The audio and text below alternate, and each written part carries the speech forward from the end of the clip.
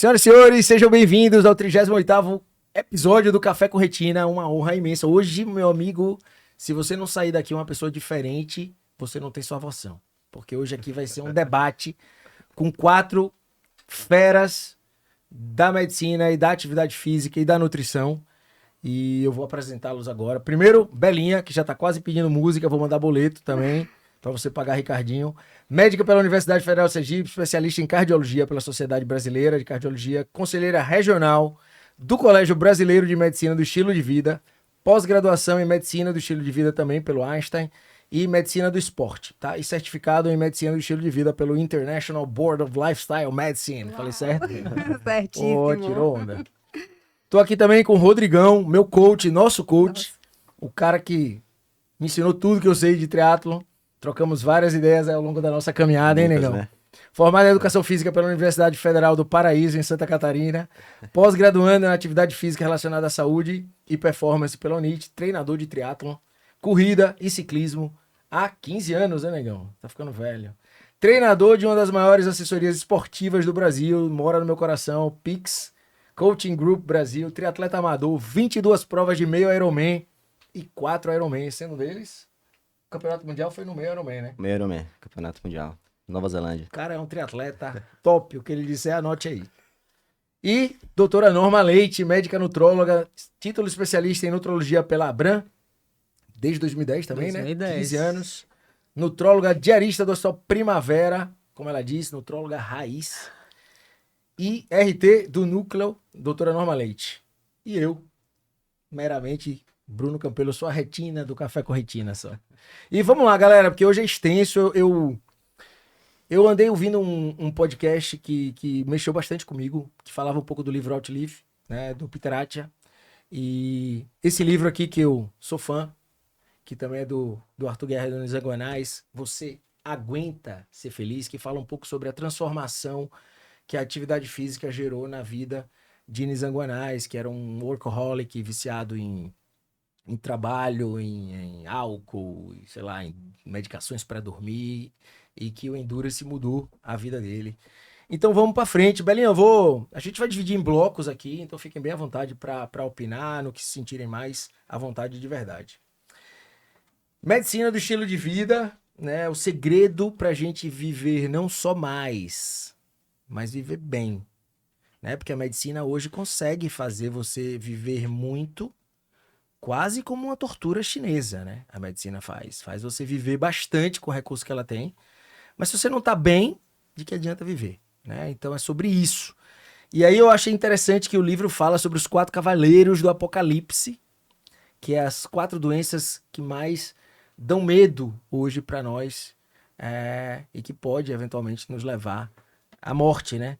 Encabeçadas aí pelas doenças metabólicas, diabetes, obesidade, né, e que vai ter um impacto profundo nisso, na nossa qualidade de vida. As doenças neurodegenerativas, leia-se Alzheimer, por exemplo, né, que é uma doença hoje que acomete um número imenso de pessoas, porque a população cada vez vive mais.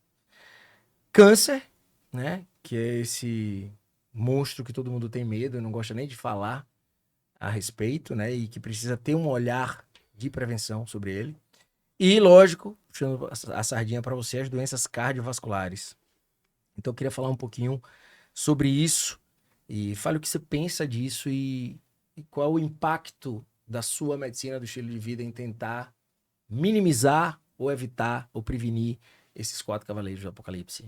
Vamos lá. Primeiramente, muito obrigada. Uma honra estar aqui mais uma vez. Estou colecionando canequinhas, pedindo música.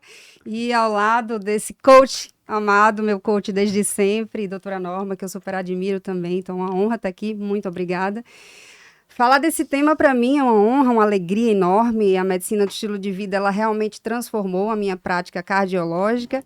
E o que eu sempre vi na cardiologia era que a gente estava chegando tarde demais.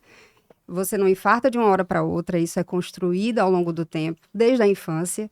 E não faz sentido para mim cuidar de um paciente quando ele chega ao consultório com placas já instaladas, com aterogênese já formada, aos 50, 55 anos, se eu poderia, naquele paciente com 30, 35 anos, entender o que estava acontecendo no corpo dele e tentar, através de mudança de comportamento com técnicas adequadas, ajudá-lo a mudar.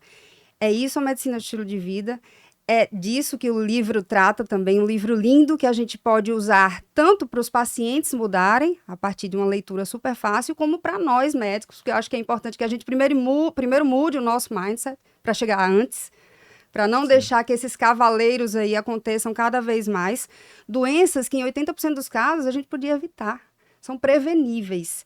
Então, puxando a sardinha para a doença cardiovascular, que é a doença que mais mata no mundo, e a gente deixa muito a desejar, já que nos últimos 100 anos você percebe um avanço absurdo nas técnicas, né, na cirurgia, na medicina como um todo, mas na cardiologia isso é muito significativo, né? Tem uma evolução tecnológica absurda, mas quando você vai para a base você não vê muita mudança. Você está deixando o pessoal adoecer e está apagando incêndio. Por que essa medicina atual falha tanto, né, em ser preventiva? Ela espera acontecer ainda é assim, né? Você espera acontecer, o próprio paciente diz, eu não vou procurar médico para achar doença, né? Então eles esperam acontecer o problema, né? Por que a gente falha tanto em divulgar isso aí também e ter uma medicina proativa? Nós fomos formados assim, infelizmente, uma medicina muito mais reativa do que proativa. E o nosso objetivo aqui é justamente mudar esse mindset. É uma quebra de paradigmas, trazer a medicina 3.0, que ainda é ideal, mas tem muito dela que eu acredito fortemente, para poder transformar e chegar mais precoce. Fala um pouquinho para a galera o que é essa medicina 3.0. É justamente uma medicina mais proativa, é você adiantar o processo. Esse paciente que eu falei, que ele ia chegar para mim pronto, pertinho do infarto, aos 55, 60 anos, eu vou atendê-lo mais cedo, vou observar todos os marcadores, fatores de risco desse paciente, atingir metas, Bruno. A gente até estava falando aqui mais cedo, é muito importante a gente buscar metas. Se o paciente está fora da meta em termos de dislipidemia, hipertensão arterial, glicemia, não é porque ele é jovem ou porque ele é atleta que a gente vai ficar tranquilo em relação a isso. É mostrar que a gente pode fazer a diferença antes da doença acontecer. Eu vou lhe fazer uma pergunta. Hoje eu sou capaz, na medicina cardiovascular, de imaginar que eu posso ter... Quais são os marcadores que vão me dizer que eu posso ter um infarto 20 anos antes dele acontecer? 10, 15, 20 anos antes? Então, tudo começa... É possível? É possível a gente entrar nesse processo, ajudar a mudar esse processo. Claro que tem a genética, que a gente precisa estar atento, mas mesmo quando o paciente tem uma genética muito forte, a gente atuando, né, tem a questão da epigenética, a gente atuando, a gente pode reduzir muito o risco desse paciente. E no outro lado, você sabe que os hábitos, eles estão contribuindo bastante. Como eu falei, em 80% dos casos a gente podia prevenir. E se a gente chega mais cedo e fala da necessidade de mudança desses hábitos e observa marcadores como, por exemplo, o VO2 máximo, mais precocemente, como um LDL controlado, a glicemia controlada, e aí vão vários marcadores que a gente tem solicitado cada vez mais, a gente consegue dizer, algo mais palpável, ele está vendo ali o risco dele, e a partir dali ele vai ter mais facilidade de aderir à mudança de comportamento. O que você está me dizendo é que se você tem alguma coisa genética, a luz já está acesa para você. A luz está acesa. Você já precisa mapear mais cedo, só porque seu pai, sei lá, tipo, infartou aos 45, aos 50, né? Ou sua mãe teve um câncer, sei lá, de mama...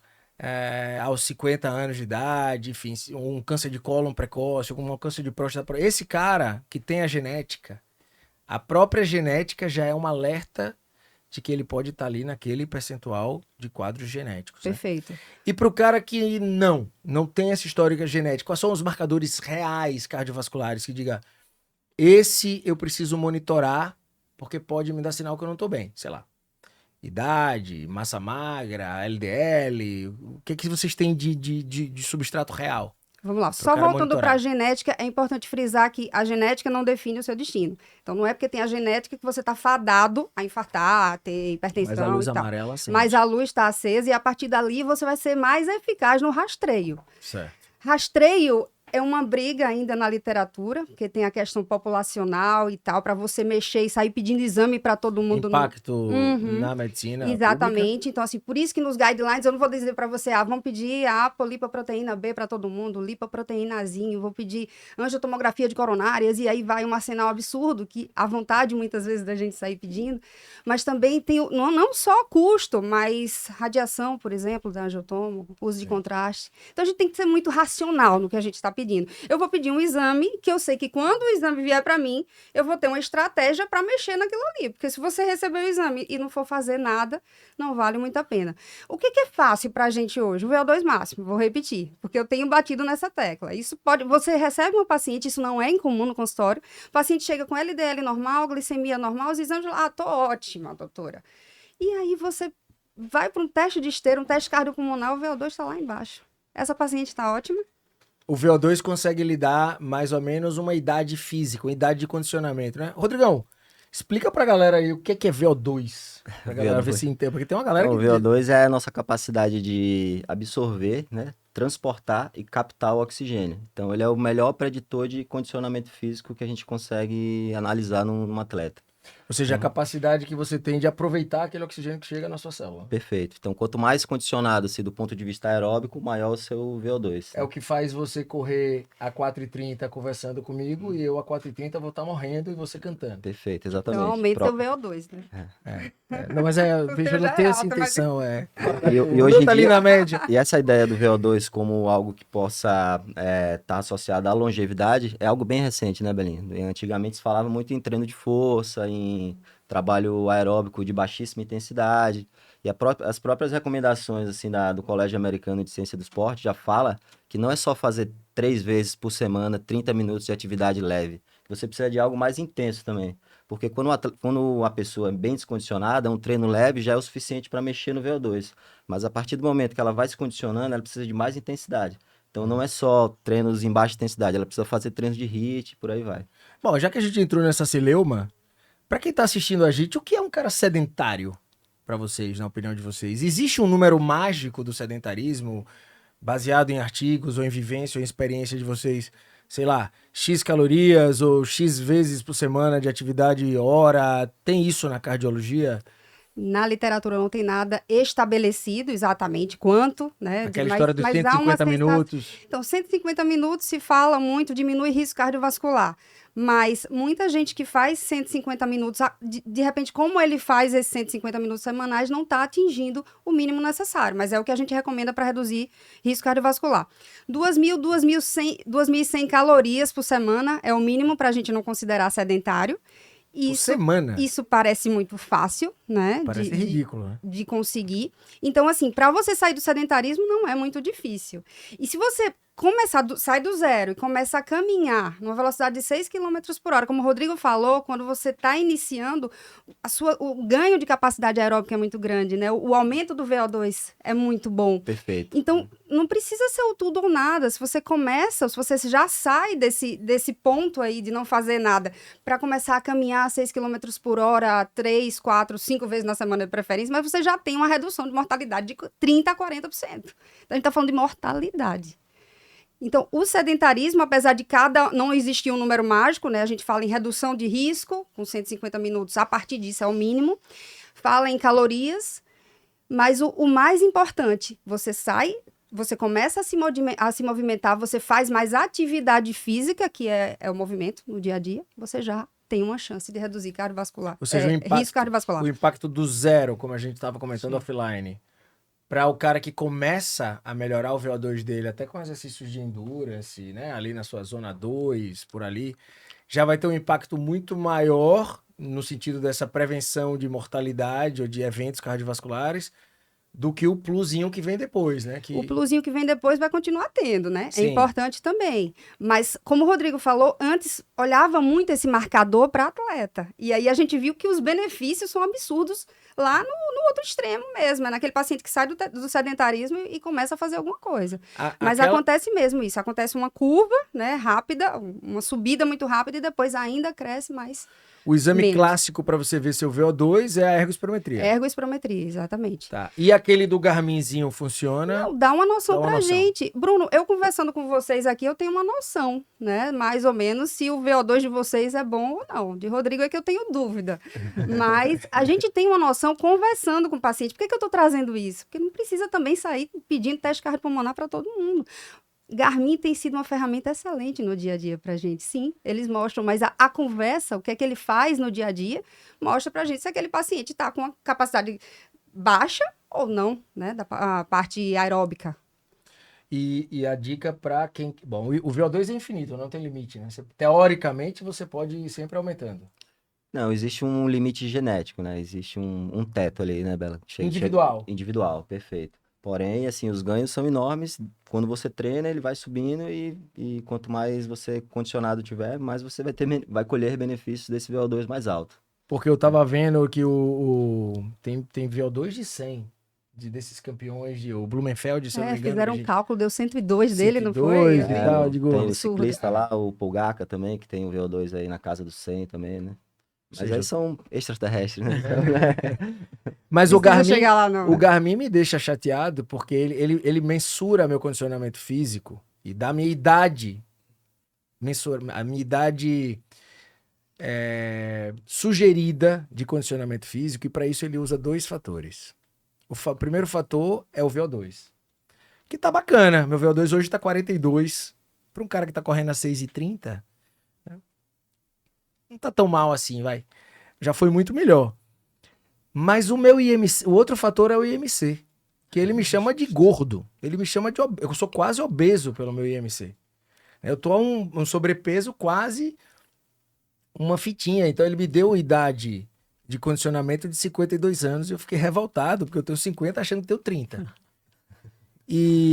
Mas por que eu falei isso? Para entrar um pouco na obesidade, porque esse sedentarismo ele vai virando um ciclo vicioso que chega um momento que pode não ter uma volta tão fácil, porque a obesidade vai te tirar da possibilidade de fazer atividade física sem dor, né? E aí fica aquela... Você não treina porque não consegue e não consegue porque não treina. E onde é que o sedentarismo, na sua opinião, vai trazer essa obesidade que vai trazer mais efeitos cardiovasculares ou predispor a mais doenças desses 4 cavaleiros do Apocalipse, em sua opinião? Primeiro, muito obrigado pelo convite. Estou muito feliz de estar aqui com pessoas maravilhosas que eu já atendi. Coisa linda. É muito bom poder estar falando sobre obesidade hoje, né? Imaginem, há 15 anos atrás, a obesidade ainda era considerada falta de força de vontade, né? Que somente com mudança de estilo de vida seria possível controlar o que não se considerava tanto doença, porque 2013 foi entrar no CID. Então, é bem complicado. A gente tem que ter cuidado quando você pensa assim, o sedentarismo. É muito difícil um paciente que está obeso, cansado, se alimenta mal e dorme mal, ele vai fazer atividade física com o objetivo de emagrecer. Isso é frustrante. A gente tem que deixar isso muito claro, que eu digo para o meu paciente, talvez não seja a atividade física o fundamental na perda de peso inicial, mas para a manutenção de peso perdido e evitar reganho é fundamental. Sem exercício físico é impossível. Então, no primeiro dia onde ele pensa em mudar, ele pensa em emagrecer, eu digo, olha, hoje ele disse, eu não gosto de fazer atividade física. Eu digo, isso é inegociável. Senão você vai sempre enxugar gelo. Sim. Sempre, porque vai existir a maior possibilidade de reganho. O sedentarismo, nosso estilo de vida agora totalmente tecnológico, né? A gente não se movimenta. É pior, porque a gente pensa assim, não faz exercício. Hoje a gente não faz nem atividade física básica, subir uma escada, pegar um ônibus, né? Cozinhar muito pouco, lavar uma roupa. A gente tem eletrodoméstico para tudo, né? Mais os ultraprocessados, aí a fórmula, a combinação perfeita por excesso de peso da população hoje. Isso é uma coisa hoje. interessante, porque eles falam numa diferença entre atividade física e exercício físico. Sim. Né? E que, na verdade, o exercício físico é quando está programado de ser feito. Você vai lá e vai fazer o seu treino programado. Mas a atividade física, que é o que está mais caótico, Sim. Tem trabalhos medindo saúde cardiovascular do nego que bebe mais água, não pela água, mas pelas vezes que ele se levanta para ir no banheiro. Pô, isso aí é animal, né? Porque parece ridículo, mas assim, tem gente que não dá 2.000 passos, né, por dia. Quando você deveria estar dando, sei lá, 8.000, 10.000 passos por dia. Né? E Belinha estava falando uma coisa interessante, que a filha ficou preocupada porque ela queria subir de escada na escola, na reunião da... E a filha ficou meio assim, ai mãe, você vai subir de escada, todo mundo vai de elevador. Todo mundo na fila do elevador. Se fosse minha avó, diria, aliás, Andresa também, eu não sou todo mundo. E nem você. Vamos de escada. Mas mostrando o impacto que tem coisas simples do dia a dia na atividade física e na você saúde falou cardiovascular. da questão dos passos. Você aumentar 1.000 passos por dia, você já reduz 12% na mortalidade. Paciente que tem essa quantidade de passos por dia, ele tem um risco cardiovascular semelhante a de um tabagista. Isso chama muita atenção, quer dizer, o sentar é o novo fumar, né? Então, é a importância da gente estimular a atividade física, que está realmente se perdendo. Exercício, está vindo uma moda muito boa, isso é excelente, a gente vê, Rodrigo está cheio de aluno e faz as planilhas, é algo programado, mas a atividade física está parecendo se perder. E aí você vê muita gente que passa o dia inteiro sentado, e a gente tem trabalhado muito isso, pausas ativas no trabalho, na medicina de estilo de vida, a gente toca muito nesse assunto. Porque o pessoal passa o dia inteiro sentado e aí à noite vai para academia e tá tudo bem. Mas não tá tudo bem. A gente precisa trazer mais movimento para o dia a dia. No global ainda fica pouco, por falta. Acho que vale a pena a gente, como profissional de saúde e o próprio professor de educação física, chegar a dizer, tudo conta. Porque chega um momento que ele começa a fazer atividade física, aí ele acha que as outras tarefas, as outras coisas que ele poderia fazer, tipo subir uma escada, ir à padaria caminhando, que isso não conta porque não subiu o meu VO2, então isso não vai fazer gastar calorias. Eu tenho pacientes, doutor, eu vi na internet que caminhar não serve, só serve musculação. Não serve fazer caminhada porque caminhar não emagrece. Eu digo que não emagrece você não fazer nada. Nada. Como é que você vai... Eu não sei se emagrece, mas se você nem caminhar, vai engordar. É, uma boa. Gostei, vou usar essa agora. E agora eu retiro a crítica que eu fiz a meu paciente, que uma vez me disse que passeava apenas com o cachorro. E aí eu critiquei, eu falei, esquece isso aí, mas eu tô começando a achar que um belo passeio com o cachorro 2 vezes por dia, pelo menos, já é uma boa atividade física, de caminhada, de passos. E você tem que lembrar que isso aí pode ser a ponte para um exercício mais intenso. Então, você começa com atividade física, vai aumentando isso aí, aos pouquinhos vai mudando o comportamento. Isso é muito importante. E me diga uma coisa, fale um pouco mais aí sobre...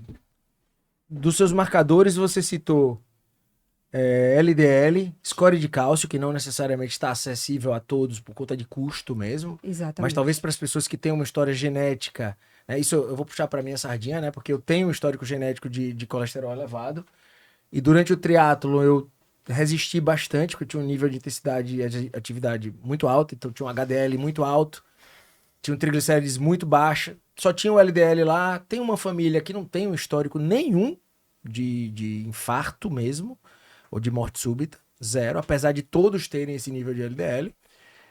Mas quando eu parei, eu descobri uma placazinha mínima, e quando eu parei o triatlo, eu me preocupei, né? Porque tinha um LDL lá, sei lá, de 130, 150, que é bem alto, e eu fui fazer o score de cálcio, e deu lá umas plaquinhas coronarianas, e aí eu resolvi tratar mesmo, para baixar esse LDL a níveis saudáveis. E que mais, além do LDL? Deixa eu só falar um pouquinho do LDL, porque assim, é extremamente importante. Há muito tempo que a gente fala sobre isso, e é uma ligação direta com risco cardiovascular. Eu não esperaria o score de cálcio para tratar. Eu preciso atingir metas. Vou aproveitar Rodrigo aqui, porque tem muito atleta resistente, coach. Porque eu sou atleta, então dá para segurar ainda um pouquinho o colesterol. A mesma coisa quando eu falo da hipertensão, da glicemia. O fato de ser atleta, ele acha que não, mas dá para segurar. Mas esse cara já está fazendo tudo certo, digamos, né? Na maioria das vezes, já faz um exercício intenso e o LDL ainda está alto. Eu preciso ir atrás de reduzir risco cardiovascular. Então, eu preciso aceitar as metas. Eu preciso correr atrás disso, entende, Bruno? Mesmo sem score de... Mesmo sem eu score. Teimei, eu confesso eu que não vou pedir score de cálcio para todo mundo, não dá. A minha vontade até é. Falando de atleta, então, a gente tem estudos, cada vez mais vem saindo estudos que o pessoal do Endurance, eles têm uma tendência a ter mais cálcio, eles têm uma tendência a ter mais placa. E eu tenho realmente muita vontade de sair pedindo para todo mundo, mas a gente tem que ter cautela. Agora, então esperar... eu vou morrer sem saber que se minhas placas foram do meu LDL ou do meu triatlon, né? Não, mas não é que o triatlo não, pelo amor de Deus, o triatlo ajuda. Tô dizendo que os triatletas, eles têm resistência a tratar, né? Ah, você fala por causa do endurance, do aumento, da coisa extenuante, né? Não, mas você não chegava na reserva, não chegava? Não. Como diz nosso amigo doutor José Augusto Barreto. Eu era um Z2zão confortável e constante. Chegar na reserva. Não, é verdade. Mas mesmo tendo placas, um parêntese aqui, não há relação com aumento de risco cardiovascular. Ainda precisa de estudos, mas não há. Então, assim, de uma forma geral, vamos falar muito bem do exercício. Mas só foi esse parêntese para a gente lembrar que a gente precisa tratar. Não é porque é atleta que não trata. Outros marcadores, a gente já falou... A ApoB. A ApoB, ela é mais específica. É a pequenininha. É, a pequenininha, e ela mostra mais as partículas heterogênicas. Então, você tem uma dimensão, uma noção do que realmente ali está levando a maior chance de... Seria o componente do LDL que... É como se fosse uma capinha. Exatamente. Aí você consegue dosar e ali, opa, isso aqui está mais alto, eu vou ter mais atenção. Mais preocupação e aí, ainda. Tratamento mais eficaz. Fala-se da lipoproteína azinho também. Essa não precisa nem estar dosando sempre uma vez. Você já tem uma noção se aquele paciente tem uma genética maior para a doença aterosclerótica e pode ajudar também. E os demais fatores, né, a gente... Resistência à insulina, talvez? Sim, é algo que está muito relacionado com a parte metabólica e doença cardiovascular, doenças metabólicas, oncológicas, estão todas juntas nesse combo aí, então é muito importante que a gente fique de olho nesses marcadores. Você dosa sempre a insulinemia? Sempre. Sempre. E o que ela conversa com você? Olha, ela quando a gente pensa assim, perfil metabólico do paciente, o que é que faz diferença quando o paciente chega na minha frente, né? E quando ele diz assim, eu quero emagrecer, eu digo, você tem que ter condições clínicas para enfrentar uma dieta, porque senão é impossível. Então a gente vai ver sempre insulina, fazer índice Roma. Eu tenho pacientes que têm hiperinsulinemia de 40. Algo inimaginável, assim. Alta. E altíssima. Mesmo sem ser diabético. Às vezes pode predizer, né? Que você pode ser depois. Um dia será. Provavelmente, porque imagine que sua insulina está em 40, você está forçando seu pâncreas ali, porque você já tem uma resistência tão grande que você não consegue mais colocar a glicose para dentro da célula e toda aquela insulina que sobra, você deveria estar controlando sua glicemia com 12 de insulina, como se fossem 12 cliques de uma caneta de insulina, seu pâncreas estaria lançando. Mas para a sua glicemia ficar ok, ele tem que lançar 40 no seu organismo. E sendo que a insulina também é um hormônio anabólico, né? Você vê que pacientes que têm insulina alta, eles concentram mais adiposidade em tronco, prega tricipital. Ele é diferente. Você vai ver a acantose nigricans, né? O pescoço escurecido, as carnosidades, os acrocórdions. Então, a gente tem essa parte clínica e do exame físico. Só de olhar o paciente, como você disse, só de olhar, você olha e vê o VO2, eu olho e já vejo se o paciente tem resistência insulínica. A boa e velha somatoscopia, né? E que janela de oportunidade você perde se você focar só na glicemia? Olha a riqueza que ela falou. Né? Como a gente pode chegar antes? Muito, e tem que chegar antes. Eu explico, quando o paciente está lá com a insulina, ele diz, meu açúcar tá bom, né, doutor? Eu digo, o açúcar tá, mas você sabe as custas de que sua glicemia ainda tá boa, o seu pâncreas vai cansar. No dia que ele cansar, você vai abrir um diabetes tipo 2, mas aqui já é claro, aí mostra a resistência insulínica, explico para ele que essa insulina tão alta vai prejudicar muito o processo de emagrecimento e o que é que se precisa. Às vezes a gente entra com medicação, obviamente reduzir açúcar, carboidrato, isso vai ser importante e até ele começa a compreender que aquele amido extra, por que ele tem que fazer uma dieta low carb, então sua insulina já está muito alta.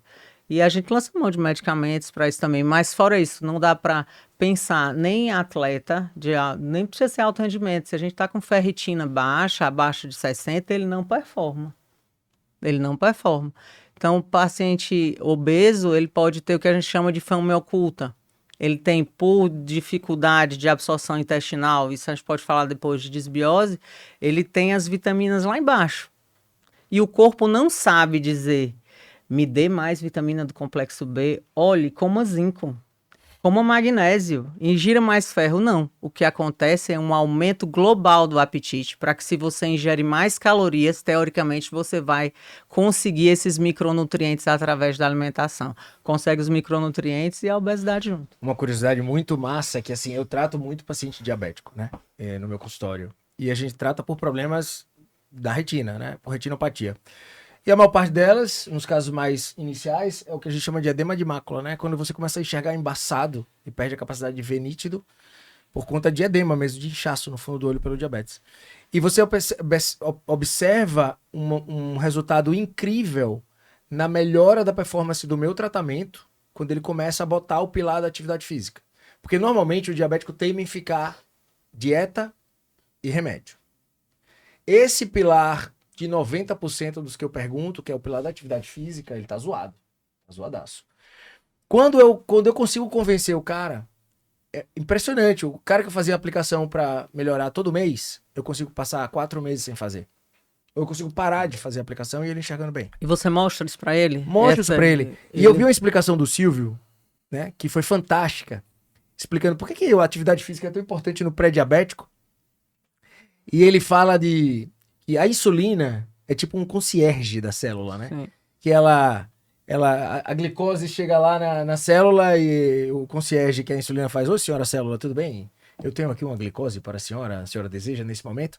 Todo mundo precisa disso, exceto o cérebro, né? O cérebro passa automático, né? Em repouso. Mas que na atividade física... Fica aberto. Essa porta tá aberta para a glicose entrar na célula sem insulina, sem o concierge. Isso é lindo, né? É lindo, e você pode simplesmente reverter sua pré-diabetes com atividade física mais intensa, né? Com uma programação, né, de atividade física mais efetiva, e você consegue reverter isso aí. O exercício físico é o remédio mais poderoso da humanidade para tudo. E o livro fala um pouco isso, né?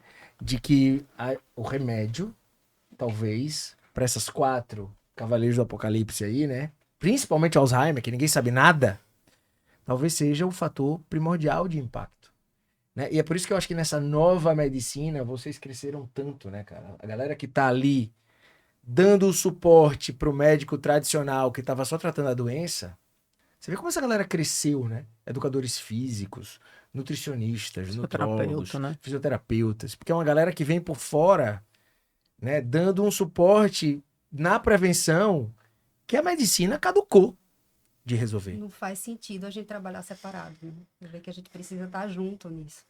E como isso tem modificado, né? Eu tava sobre Alzheimer, né?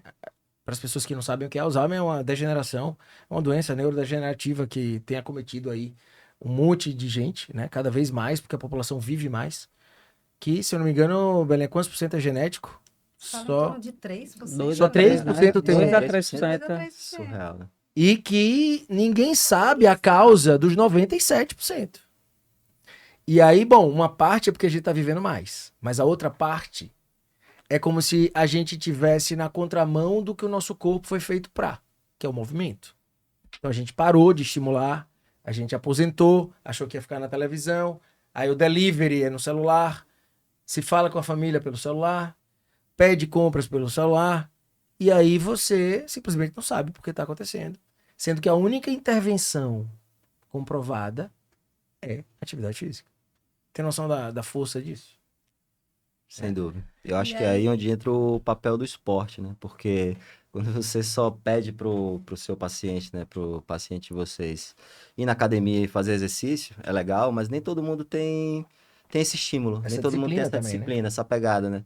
E aí quando a pessoa vai lá e ela se encontra no esporte, é pro resto da vida, né? E aí onde entra o triatlon, a corrida, o ciclismo, né? Isso acaba sendo consequência, tudo que ela vai ganhar com a saúde, né? Porque ela se envolve tanto com o esporte e acaba tendo tanto ganho do ponto de vista de saúde mental também, que tudo isso, né, que acaba que é o objetivo inicial, ele atinge isso, né? E fica pro resto da vida, né? Então, assim, eu tenho atletas que estão há 10 anos fazendo triatlo ali, sabe? Isso que você falou é do cacete, que é como se você desse propósito a essa história que você está sofrendo uma lavagem cerebral para fazer, que é a atividade física e o exercício físico. Quando você vai para o esporte, você encontra prazer, propósito. Isso aí é massa. E convívio social, que para a prevenção do Alzheimer é importantíssimo. Com certeza. Convívio social, relações humanas, aí, interação, grupos de corrida, né? Aí você vê a nossa importância nesse sentido. O paciente vai para o médico e você coloca esse assunto lá, não apenas diz, faça exercício físico rapidinho na saída lá, não. Você escreve, eu não vou prescrever treinamento, vou pedir para o coach prescrever, claro, mas eu preciso ver até ser antiético, Bruno, a gente não falar disso numa consulta e não tentar ajudar esse paciente a encontrar o esporte que talvez encaixe melhor na rotina dele, que ele sinta mais prazer, que ele se encontre. Clubes de corrida, eles estão fazendo um trabalho lindo, um trabalho maravilhoso também de conexão social. E aí vai atuar nessa parte cognitiva também. Eu sempre digo que o esporte dói até o quilômetro 1,5, quando você tem a primeira picadinha, a primeira liberação de endorfina e dopamina, que você fica ali suave. Depois disso aí, é só alegria, né? E o sedentarismo dói muito mais, né? Porque você vai ficar pro resto da vida cheio de dor. Sabe um lance legal? O paciente às vezes chega pra mim e faz, doutor, mas você tá me mandando pra academia, o senhor é rico, né? Aí eu falo, eu acho que a senhora gasta mais na sua Drogazil do que eu gasto na minha academia, de certeza. Aí ela fala, eu nunca parei pra pensar nesse aspecto. Gente, diabetes é muito mais caro. Você tem noção pra saúde pública, é isso que eu falei? Mesmo pra saúde suplementar, uma aplicação intravítrea para controlar edema de mácula custa, fora o que custa de vida pro paciente, custa pro governo ou pra saúde suplementar em torno de R$3.000 por mês, certo? Imagine que a gente tá falando que se você fizer atividade física regular por 4, 5 meses, você para de fazer isso? Eu não vou nem falar do valor de uma angioplastia, de uma revascularização miocárdica e tudo que a gente pode prevenir aí se fizer exercício físico. Porém, há 2 anos atrás eu fui para o Congresso Europeu de Obesidade na Holanda e me surpreendeu muito, porque a gente sempre tem a ideia do americano obeso, né, corpulento, nos parques da Disney, e que isso não era um problema europeu. E sim, está. E lá a campanha, eles viram que o custo com o tratamento de câncer era altíssimo, então eles tinham que trabalhar na base. E o apelo do europeu é diferente de se... Imagine, é muito emocional. Tem uns banners assim, imagine como seria a sua vida brincando com seu filho. Imagine sua vida podendo caminhar. Então, os países europeus, com a imigração também, a coisa está mudando. E aí onde você vê a genética. Na Inglaterra não tinha tanto obeso, mas aí veio a imigração indiana, muito forte. E esse contexto aí está mudando. Tem muito obeso? Tem muito obeso. Muito obeso. É tanto que esse país já tem semaglutida no programa. Imagine, olhe como são evoluídos. Aqui a gente não tem nem sibutramina no SUS. Medicamento antigo que já caiu patente e é barato. Nós não temos um programa para tratar a obesidade no SUS. E na Europa, eles já viram que compensa muito mais pagar uma semaglutida, um Ozempic, do que deixar o paciente ficar obeso e ter todas as doenças crônicas, vão custar muito mais ao Estado. E lógico que isso tem que vir com um processo de educação, né? De reeducação, sim, tanto alimentar quanto esportiva mesmo, né? De atividade física. Eu brinquei hoje, uns criticaram, outros aplaudiram, né? Eu já falei agora offline, né? Que atividade física, para mim, hoje tá no mesmo patamar de limpar a bunda e escovar os dentes. Ou seja, você simplesmente tem que fazer. Então para inegociável, né? É inegociável, para de encher saco, né? Você tem que ir, tem que ter força, ir, porque isso muda a sua vida no curto, no médio e no longo prazo, né? Isso está provado já por A mais B em todos os aspectos da saúde.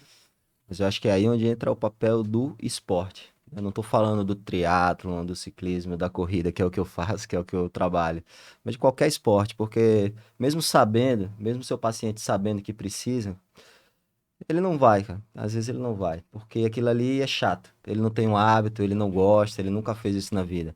E quando ele se encontra no esporte, ali no desafio de completar primeiro 5 km e depois completar o Ironman, é muito gratificante, assim, ele tem muito ganho. Não só do ponto de vista da saúde física, mas da questão social, questão da saúde mental, e aquilo ali ele leva pro resto da vida.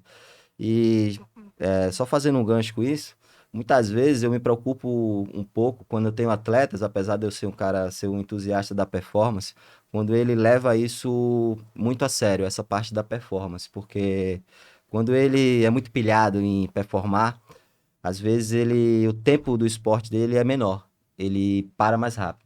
Ele não se diverte, né? Acaba surtindo um efeito negativo. Outro dia eu vi um grande professor lá de Santa Catarina, e ele já, talvez há 25, 30 anos, trabalhando com assessoria esportiva, e ele falava o seguinte, que o atleta, pela experiência dele, os atletas que ele teve, né, que são muito competitivos, assim, que realmente só pensam em subir no pódio, pegar a vaga. Dura menos.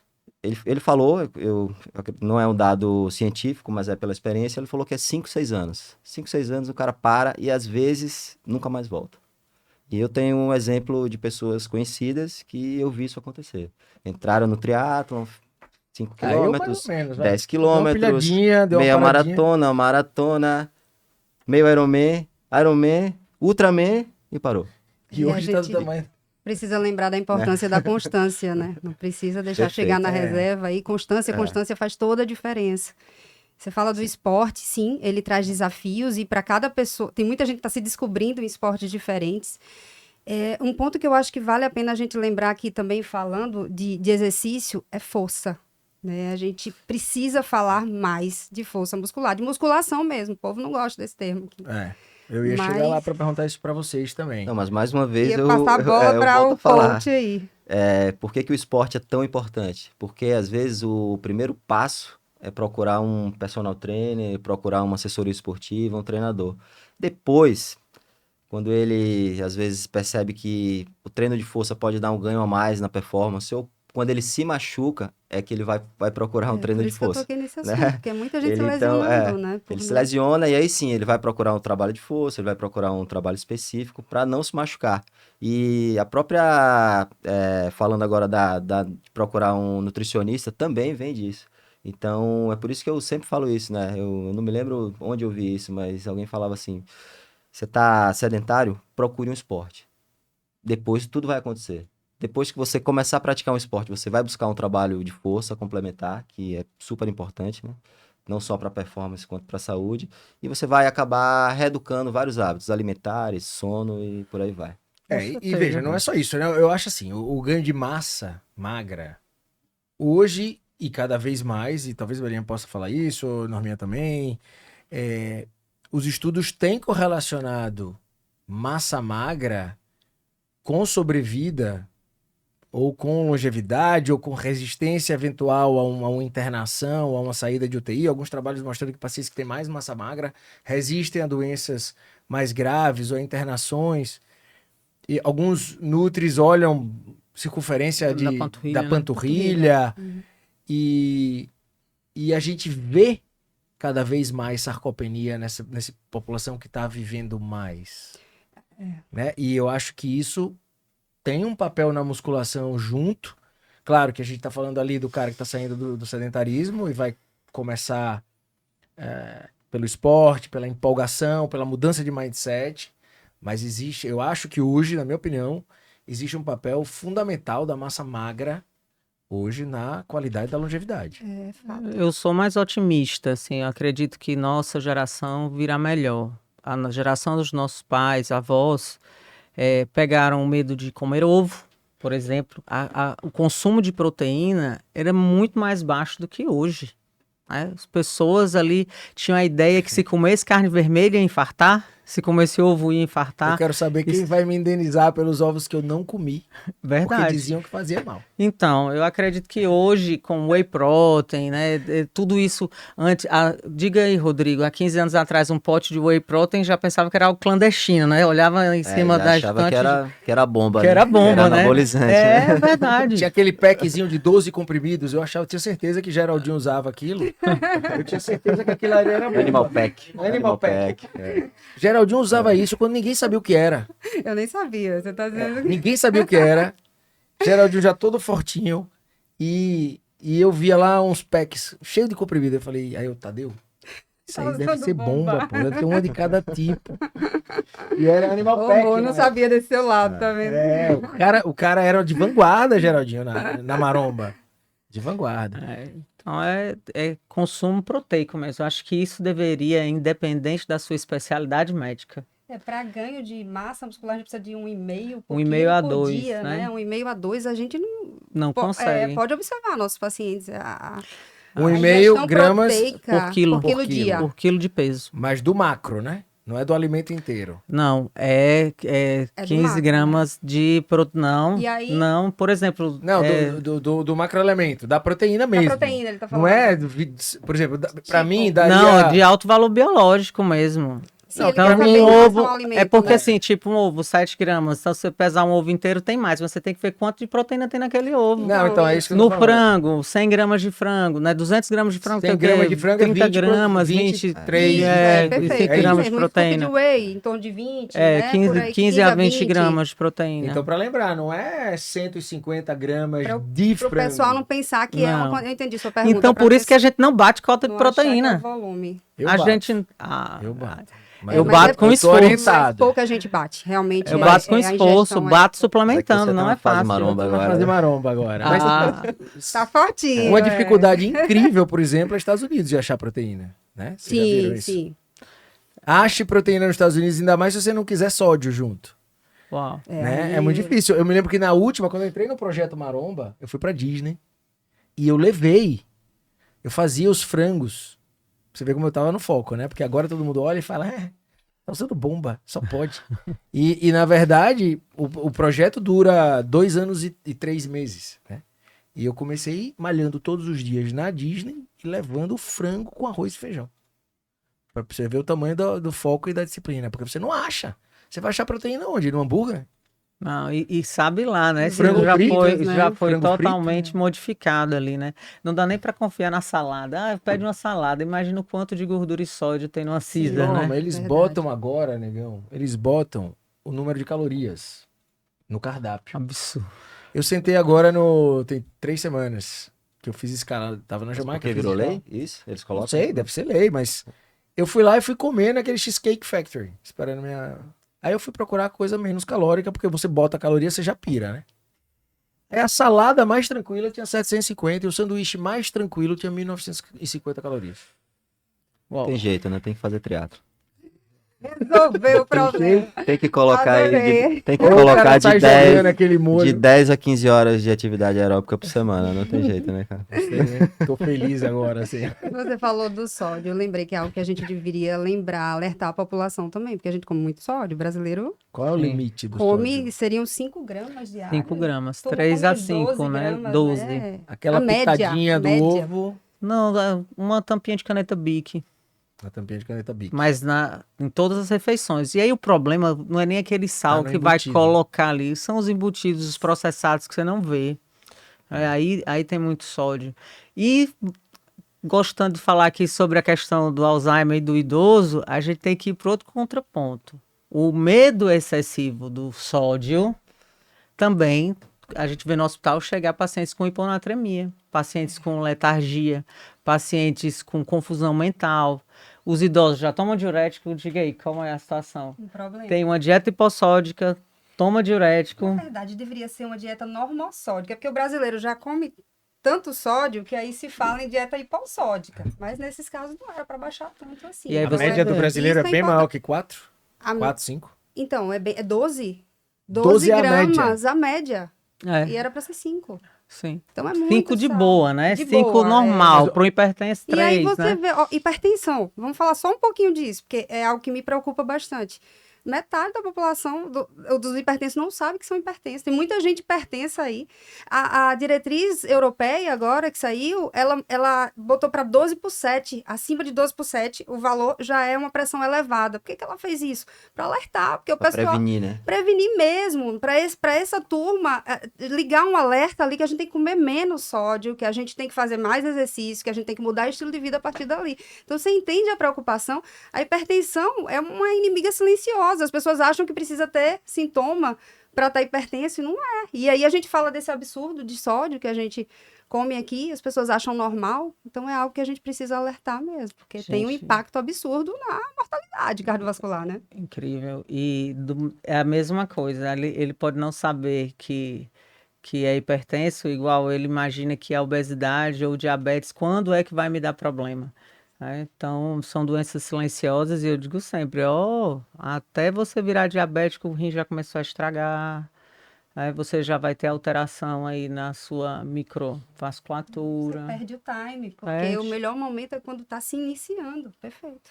Mas, enfim, só para fechar isso aqui, repor proteína, principalmente no idoso que está em sarcopenia. Puxa, o e idoso... fazer atividade muscular é muito importante. Sim, né? sim, fazer treino resistido mesmo. A treino Sociedade Americana trouxe um posicionamento muito robusto recentemente sobre isso. Então, isso é bom, porque principalmente os cardiopatas, né? Eles têm muito receio, né, de estar indo para musculação e tal. E a Sociedade de Cardiologia está insistindo nisso, que a gente precisa de força.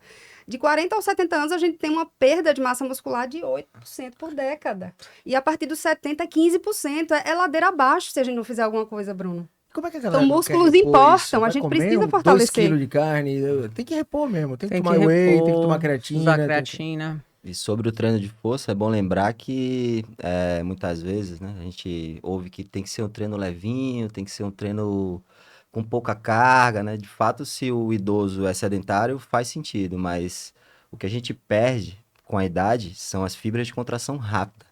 Então a gente precisa de um trabalho intenso. Que se desafie, né? No trabalho realmente de cargas maiores. Claro que você, como eu falei, não vai pegar um idoso que está muitos anos sem treinar e já colocar esse tipo de treino. Sim. Mas você precisa de um treino intenso. É o grupo que mais se beneficia desse tipo de treino, né? Você precisa fazer um pouco de pliometria, você precisa fazer carga maior, porque acho que todo mundo deve conhecer aquele idoso, assim, que com bastante dificuldade, ele caminha e não para de caminhar nunca, né? Mas ou seja, ele tem resistência. Ele não perde a fibra a fibra vermelha, ele perde a fibra branca. Então ele é resistente, mas ele não tem agilidade, ele não tem velocidade. Para se levantar do vaso sanitário, para pegar o neto.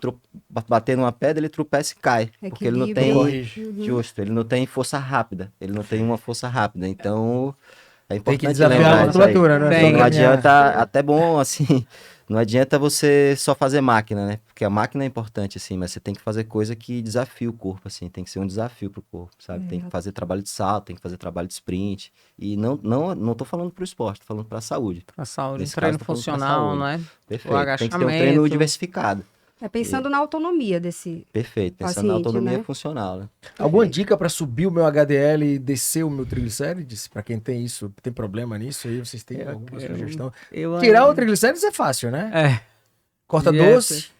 O que mais? Uma dieta hiperproteica hipocalórica, uma boa, eu digo boa e velha low carb, não muito tem salvação, físico, né? Muito exercício eu fazer exercício físico de novo, né? Porque HDL mesmo já existiu, medicamento que foi usado para subir HDL. Por que não funcionou? Porque ele subia o HDL laboratorial. Mas o que adianta você subir lá, o laboratório fica bonitinho, mas não tem efeito no desfecho. Então, ninguém usa mais. Então, alimentação saudável, exercício físico e a gente volta para a base. Ô, Rodrigão, ensina pra galera leiga como é que acha, como é que você melhora, quais são as dicas pra você melhorar seu VO2 aí na prática? Na prática, se você tá sedentário, é o famoso Z2, né? Que é um treino leve, é um treino que você consegue conversar. Você consegue fazer falar uma frase curta, né? Sem precisar parar para pegar ar. Mas também não pode estar confortável. Tem que estar, ou é confortável? Confortável. Não tem problema ser confortável no início, tá? Mas o corpo tem uma capacidade muito grande de adaptação. Então, ele se adapta muito rápido. E a partir do momento que ele se adapta, se você continua, por exemplo, aquela senhorinha que fala que há 30 anos ela faz uma caminhada bem levinha de 40 minutos, tem muito tempo que aquilo ali já está fazendo efeito para ela. Tem muito tempo. Então, ela precisa de algo mais, entende? É por isso que as recomendações elas vão mudando, né? Antigamente não se falava de atividade intensa aeróbica, era atividade leve, moderada. Agora já se fala da importância da atividade intensa, justamente levando em conta que o corpo vai se adaptar. A partir do momento que o corpo se adaptou, ele não tem mais ganho, tá? Beleza, ele continua sendo melhor que um sedentário, mas ele precisa continuar evoluindo. E aí é onde entra um pouquinho de treino de alta intensidade. É o famoso HIIT. O HIIT, os intervalados, os tiros. Perfeito. Tudo é HIIT, né? Exercício Mas sobre orientação, intervalado de alta intensidade. Tiro, pelo amor de Deus, você vai parar em Belinha. Sem dúvida. Tudo orientado. O cara... Eu tenho, quando a gente recomenda, né? Faça musculação, acho que a cabeça, eu estou muito otimista. Eu acredito que as pessoas abriram muito a cabeça. Eu estou, como eu digo, há 15 anos disso. No começo, você falar para o idoso fazer musculação era um absurdo. Mas o engraçado é que você fala isso para mulheres menopausadas e alguns idosos, vá para musculação. Eu não quero ficar ultra bombadão. Tá certo? Eu digo, mas não fica não. É muito difícil você ficar muito musculoso depois de certo tempo. Até o Whey Protein, ela vai ter uma ação ali em mTOR um pouquinho mais retardada no idoso. Né? Não vai ser imediatamente pós-treino. Ele vai fazer síntese muscular mais tardiamente, 2 a 3 horas depois do exercício físico. É diferente. Eu vou pegar seu gancho para entrar na nutrição. Falar um pouquinho sobre alguns mitos, algumas coisas. Bem... Existe alguma coisa cientificamente comprovada da nutrição em longevidade? Ou seja, calorias importam? Ou só a qualidade da caloria é mais importante? O que de verdade existe comprovado? Porque é muito difícil pesquisar nutrição. Né? São muitos fatores. É difícil você gerar causalidade ali de verdade, porque tem tanto fator e tanta coisa que... Só se eles usam muito o exemplo da freira enclausurada, porque todo mundo está submetido à mesma coisa, ao mesmo alimento. É mais fácil, né? É mais fácil. E ninguém está assim, né? Então, mas o que é que existe hoje? O papel do jejum, o papel de comer restrição calórica. A restrição calórica e boa quantidade de proteína e hidratação, acho que vai fazer toda a diferença na longevidade. Pensar que nós temos uma verdadeira epidemia de deficiência de vitamina B12 e só com o consumo de proteína animal você já pode nem precisar suplementar extra, você já conseguiria isso através de uma alimentação mais hiperproteica, né? E aí você melhoraria déficit cognitivo, que você vai ver aí no idoso, por exemplo, por deficiência de B12. Eu acredito no simples, no básico, né? É uma dieta mais mediterrânea mesmo.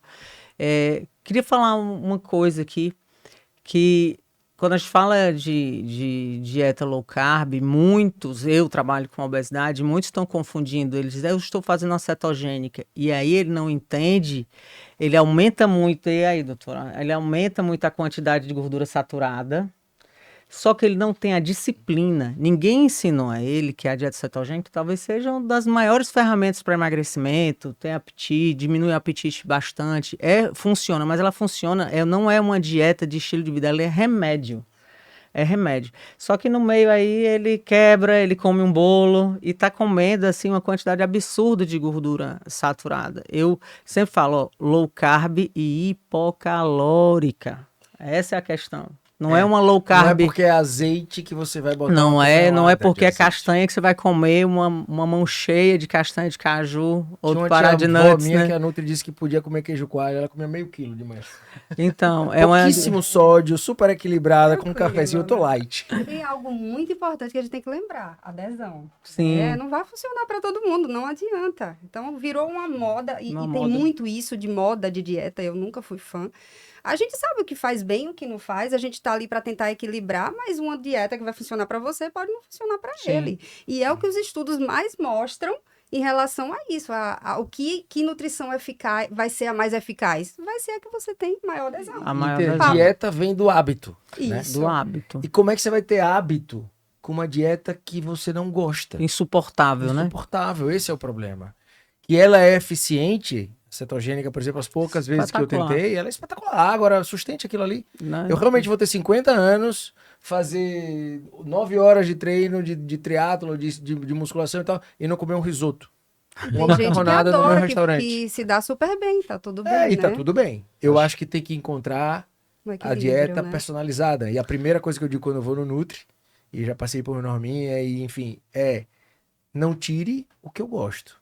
Se vire na composição do que eu gosto. Desde que não seja ultraprocessado. Metade de um cuscuz todo dia de manhã. Não, 100 graminhas. Estou light. Tá light. Imagina que cuscuz 150. Verdura, fruta, leguminosas. Acho que... Não consigo. Aí pra mim vai em comprimido. Acho que de tudo que a gente falou aqui, acho que e onde tá a fibra? E onde tá a mais polêmico, né? Nutrição é polêmico. Nutrição é um assunto mais polêmico. Eu cansei de tentar entender, assim, eu desisti, assim, eu vou lá no nutricionista, que ela fala, eu sigo ali mais ou menos, até porque eu tenho dificuldade de pesar a comida, né? Então eu vou um pouco no feeling, assim, mas tentar entender se low carb é bom, se... o que é que realmente funciona, né? Porque tem tanta gente falando tanta coisa hoje em dia que complica mais do que... desinforma mais do que informa, né? Sim. Né? Quando você falou, pô, eu sou Raiz, você quer me convidar mesmo? Eu falei, eu rodo. E o que funciona pra mim é ovo, macaxeira, carne, frango, inhame, batata doce e cuscuz. É o simples, e né? A gente eu volta gosto pro básico, tudo né? da feira. A Tudo da única feira. coisa processada hoje que eu como é atum em lata. O resto, só em evento. Por exemplo, um churrasco, vou comer uma linguicinha. Eu já fui nutricionista ele falar pra mim que eu não precisava comer feijão. Não, feijão não precisa. Mas eu falei, mas não é questão de precisar, é porque eu não consigo não comer feijão. Eu gosto, né? Eu adoro. Eu gosto, né? Não é o que precisa, eu não vou comer só o que eu sentido, preciso, né? Eu gosto. E a gente tem que lembrar também da parte social, né, Bruno? Porque nutrição, a gente não é só combustível, a gente precisa dessa Sim. questão social também. De Então não prazer, dá né? para ser radical Precisa ter um demais, pouco é de prazer, encontrar né? o que cabe na sua rotina, o que te faz bem. Desde que seja saudável, né? Normal. Mas paciente, como eu repito, tô otimista, as pessoas estão mais ligadas em nutrição, algumas estão entendendo assim, jejum. Ela disse, doutora, jejum dá certo para mim, porque eu não gosto de comer de manhã. Eu olho para ela e começo a fazer as perguntas. Ela come muito à noite, ela fica em restrição alimentar a manhã inteira, aí come mais ou menos na hora do almoço, quando chega à noite dispara. E aí acabou o benefício. Acabou o benefício, ela está trazendo prejuízo metabólico, prejuízo para o sono, pico de insulina noturno, Pra essa péssimo. paciente, não faz Mas sentido, ela né? se acaba, eu faço jejum todos os dias, doutor. Eu digo, esse jejum não está lhe ajudando em nada. Você tem é que ter mais disciplina, né? Você tem que comer de manhã e comer menos à noite. Você não faz, você faz jejum porque você come muito, até 11 horas da noite, é por isso que Isso você me não... lembra minha mãe reclamando que não perde uma grama. Meu filho, eu faço jejum, olha, eu acordo. Não como nada, eu como vento. Aí chega no almoço, ela come bem tranquilinho ali, mas aí vem um sorvete com uma calda, um negocinho. Ela, eu disse, mãe, tá aí, não tem mistério. Alguma coisa a gente tá fazendo de errado. O problema não é o jejum, é a janela de alimentação, né? Exatamente. Não é o jejum, é a janela... Mas é algo... eu acredito acredito sim na restrição calórica e na dieta hiperproteica. Sim, É o básico que a restrição funciona. calórica importa e a gente não tem dúvida da importância, né? Da E proteína. eu já estou falando hoje um pouquinho cuidado com o consumo de frutose. Não o terrorismo às frutas, né? Mas quando você pensa... Ele é diferente, um atleta desse comer uma banana e correr tá de boa. Não Mas vai quando comparar, você pensa uma senhora lá de 60 anos, que faz a caminhada dela todo dia, ela chega para mim querendo emagrecer, ela tá com a circunferência abdominal elevada. E ela disse, antes de ir em jejum, eu como uma banana. Imagine a frutose que ela colocou aí para dentro em jejum, esse pico, ela vai prejudicar, não é que vai fazer mal a banana não vai fazer mal, mas vai prejudicar muito o seu emagrecimento, por esse pico de insulina aí matutino. Beleza, a gente já tá meio que dando uma fechada nas coisas, dos pilares do estilo de vida, né? Da qualidade de vida. E eu queria falar um pouco sobre sono. Duas coisas que a gente pulou, né? Sono e tabagismo, né? Como impactantes na nossa qualidade de vida. Como é esse papel do sono? É realmente muito importante para a saúde mental e sendo para a saúde mental, impacta na saúde física? O que você fala sobre o sono? O sono é um pilar de estilo de vida, não é? Super importante, ele atua nos demais. Quando você dorme bem, você faz exercício melhor, você se alimenta de uma forma muito mais equilibrada, você vira uma pessoa mais agradável, porque ninguém merece, né? O dia a dia com quem não dorme bem não é muito legal. As conexões, elas ficam muito mais saudáveis e você fica muito menos estressado, ou seja, ele atua em tudo. O sono, ele é muito negligenciado. E aí eu volto para a questão, inclusive, dos atletas que acham que performance é não dormir, é não descansar, e a gente precisa dar muita atenção a isso. Tem um livro, não sei se você leu, Porque Nós Dormimos. Gente, esse livro é uma riqueza. E quanto mais você lê, mais você quer dormir. Agora o coach vai entender porque eu não estou mais indo treinar 4 horas da manhã, né? Porque realmente eu passei a valorizar muito o meu sono. E você sabe da importância nos 4 cavaleiros do sono. Né? É um momento de equilíbrio, é uma restauração do seu corpo. Então, é fato que a gente precisa estimular mais a população a dormir. Se o sono não fosse importante, a evolução já teria acabado com ele. Porque imagina no passado, você ficava exposto lá, e você tinha que dormir, você não dormia? Um terço do seu dia, você dorme. Como que isso não vai ser importante? Se não, o cara que dormia só 2 horas e sobreviveu ao ataque do bicho estaria aqui com seleção natural e dorme muito, teria ficado para trás. Isso vale ressaltar aí, no caso da obesidade, a importância, a correlação que tem entre privação de sono e obesidade. Profissionais da saúde sofrem muito com isso. A tendência, se você tem uma noite de trabalho, no outro dia você vai consumir, em média, no mínimo, sem perceber, 250 calorias a mais e de alimentos mais hiperpalatáveis. Então, cada noite de sono perdido, em média, 250 calorias a mais de recompensa aí. Ou seja, dormir bem ajuda a emagrecer. Né? Dormir bem ajuda a emagrecer, sem dúvida. Há um desequilíbrio hormonal. E a privação engorda. Quantas pessoas, né, dizem, eu engordei porque eu fui plantão noturno. Fato. E essas pessoas que trabalham à noite sofrem muito, né? Porque aí fica difícil mudar. O impacto na saúde mental de quem não dorme bem, né? Que horas o coach dorme? Conta aí pra gente. Pior o cortisol, né? Ele acorda super cedo, mas ele dorme cedo, na verdade, né, ultimamente eu não tenho acordado tão cedo, assim. Pra mim é uma grande conquista pessoal, assim, na minha vida, não precisar acordar tão cedo todos os dias. Porque eu acho que mais de 10 anos da minha vida, eu acordava 4 da manhã, praticamente de segunda a segunda. Sabe que no auge do triatlo é pilhado? E hoje em dia eu consegui organizar minha vida de uma forma que eu, por exemplo, terça e quinta, aqui em Aracaju é comum, é o dia do ciclismo aqui, né? É raro você me ver ali pedalando cedo, eu não vou, eu só vou 7, 7h30, 8 horas, às vezes eu acordo ali, 6h30, trabalho um pouco, treino no rolo. Mas consegue dormir cedo, ok, não tô dizendo que não é certo isso, não, o problema da gente é que a gente viveu isso, né, Bruno? Sim. Era de dormir tarde, acordar muito cedo, emendar no trabalho, tomar cafeína pra estimular, e aí uma hora cansa, mas vai dormir às 8. E tem uma coisa bem interessante aqui que é um relato aqui de situações que acontecem comigo, que a gente sabe que para performance em endurance, ela está totalmente relacionada com a quantidade de horas que você treina em baixa intensidade, né? Não sei se vocês já ouviram falar naquela história do 80-20, né? 80% leve, 20% intenso. E eu vejo muito atleta que treina comigo, assim, quando ele começa a entrar nessa pegada de performance, de pegar um pódio, pegar uma vaga, ele pergunta pra mim se é válido colocar mais horas no treino, leve, né? E eu sempre falo, se for pra você dormir menos, não é válido, né? Com certeza. Se você tiver tempo, cara, maravilha. Cara, tem tempo? Se você tem tempo, vamos pra 20 horas de treino, se você pode. Claro, leve, tem que ser leve, tem que ser Z2. Coach. Mas se você... Descansa treino, né? Se você... por exemplo, hoje eu tava conversando com um amigo e a galera tava brincando ali no treino que eu acabei de dar lá na piscina. E a galera dizendo, quando eu chego 4h30 ele tá indo embora. E eu fiquei pensando, falei, cara, que horas esse cara dorme, né? Ele acorda 3 horas pra treinar? Isso não é saudável, assim, eu não acho, né? Eu não acho saudável. Eu prefiro... Uma coisa que eu incentivo muito hoje em dia meu atleta é ter um rolo de treino. Pra quem não sabe, o rolo de treino é aquele rolo que você coloca a bicicleta e você treina em casa. Aqui é muito quente. A gente não consegue sair pra treinar a qualquer hora do dia. E é perigoso. E é perigoso também. Então, se você tem um rolo, cara, às vezes você ganha um deslocamento. Tem gente que acorda, coloca a bicicleta dentro do carro, 15 minutos pra chegar na orla. Acostuma, né? Aí, ou seja, isso pode ser até um pouquinho monótono, mas depois... Sem dúvida. E fora outros ganhos do ponto de vista do próprio treino mesmo, assim, que aí é assunto para outro podcast, né? Que é o ganho que você tem treinando no rolo, né? Que eu posso falar outro momento. Mas o rolo salva, né? O rolo porque... O rolo você consegue encaixar. O pior problema da gente no triatlo é o ciclismo, né? Porque ele precisa ter um determinado horário onde é mais seguro, onde o sol não tá tão quente, porque os treinos são mais longos.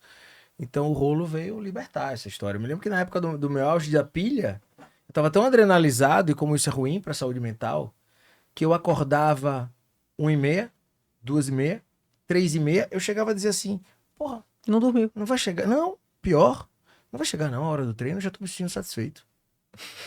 Uma loucura. 1h30, 2h30, 3h30. Eu falei, não é possível. Eu tô acordando de hora em hora. Você precisa ter um nível da pilha, né? Que não é saudável. Então é você achar realmente uma coisa que seja durável no seu hábito. Que te dê prazer acima, prazer junto com o benefício de saúde, né? Acima da paranoia, né? Porque senão você não consegue sustentar. Como é na dieta, como é na saúde cardiovascular, enfim. E uma série de outras coisas. Bem... Eu teria horas pra gente esgotar. Eu não esgotei Eu acho que uns 70%. Eu vou ter que ganhar outra canequinha, vai ter que ter outro Você vai ter que pedir música, mas eu queria agradecer demais a presença de vocês. Eu espero que a gente tenha modificado o mindset de algumas pessoas. É uma mentalidade de viver bem, não só viver até os 80, mas viver bem e não se preocupar só quando você chegar lá. Né? Começar a plantar de agora nesse mundo tão imediatista que a gente tem hoje aí. Eu queria que vocês deixassem, você só tem direito a uma, ou na área de vocês, ou geral, queria que vocês deixassem um único conselho para quem quer chegar bem aos 90. Cada um aí no seu quadrado, o que você diria? Eu vou falar sobre cultivo. Cultive bons hábitos, cultive boas relações e algo que a gente não falou tanto aqui, mas que faz muito sentido. Cultive bons propósitos. Porque chegar lá, nos 90, com saúde, realmente é algo bem desafiador. Né? Você já vá plantando tudo. Ou você tem muita sorte, porque é chegar bem que a gente está falando aqui, né? Então, ou você tem muita sorte, ou você precisa de um cultivo diário. Então, é por aí. Norminha. Hein? Só um. A gente, com muita esperança, sabe que vai chegar à terceira idade. Então, e a gente já imagina todos os desafios que a gente vai ter. Então, que a gente vai colocando na nossa mochila da saúde, né? Mais, como eu digo, mais proteína, mais treino, mais amor, mais espiritualidade, né? Que a gente sabe que é um lugar que não tem volta. A gente vai chegar lá na terceira idade, não tem como voltar. Então, vamos mais preparados. Né? Vamos mais preparados para desfrutar o máximo desse momento de apoteose da vida. Né? Chegar bem. Show. Rodrigo? O que eu vou falar, acho que eu já falei aqui, né? Procure um esporte. Procure um esporte. Resumiu, né, coach? E mais, cuide da sua competitividade. Porque às vezes, se ela for muito alta, você vai acabar se afastando dele. Boa, já vivi isso aí. O meu recado é o seguinte: disciplina. Nem sempre você vai acordar motivado. Motivação oscila, meu amigo. Nem sempre todo mundo tá aqui sorrindo, feliz. Aquele mundo instagramável é fake. Verdade. Então tenha disciplina, porque ela vai estar junto de você quando a motivação te faltar. E esse foi o 38º episódio do Café com Retina. Curte se você gostou, compartilha com quem precisa saber disso, mudar a sua mente, mudar a sua mentalidade para uma mentalidade mais longeva e com qualidade. E transforme a vida sua e de outras pessoas. E comente aqui o que você achou. Até mais, galera. Muito obrigado. Valeu demais aí vocês. Obrigado. Valeu, obrigado. Valeu. Posso tirar uma foto aqui? Pode. Claro.